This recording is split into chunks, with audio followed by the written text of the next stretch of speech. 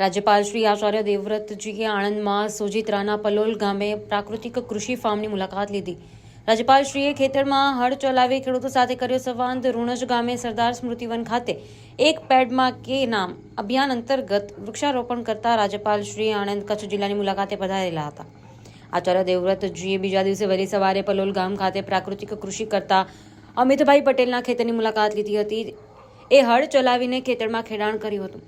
આ પ્રસંગે ઉપસ્થિત ખેડૂતોને રાજ્યપાલશ્રીએ પ્રાકૃતિક કૃષિને લગતી બાબતો અંગે વિસ્તારપૂર્વક સમજ આપી હતી. તેમજ પ્રાકૃતિક કૃષિ દ્વારા કેવી રીતે વધુ ઉપજ મેળવી શકાય તેના વિવિધ આયામો અંગે પણ માહિતી આપી હતી. રાજ્યપાલશ્રીની સાથે ઉપસ્થિત મદદનીશ કલેક્ટર હિરેનભાઈ બારોટ અને નિવાસી અધિક કલેક્ટર ઋતુરાજ દેસાઈએ પણ વૃક્ષારોપણ કરી પર્યાવરણ સંરક્ષણમાં પોતાનું યોગદાન આપ્યું હતું.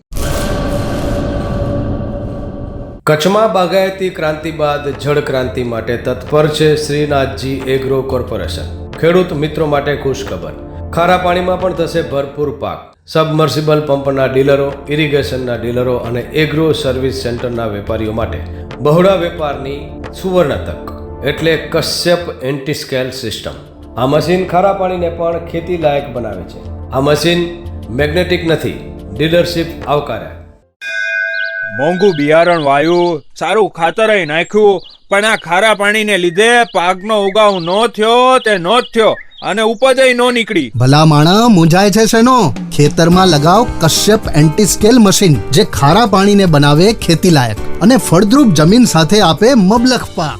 સંપર્ક Shrinathji agro corporation, Prahlad Nagar road, SJ highway, Ahmedabad. સંપર્ક મનોજભાઈ 98 250 20 331.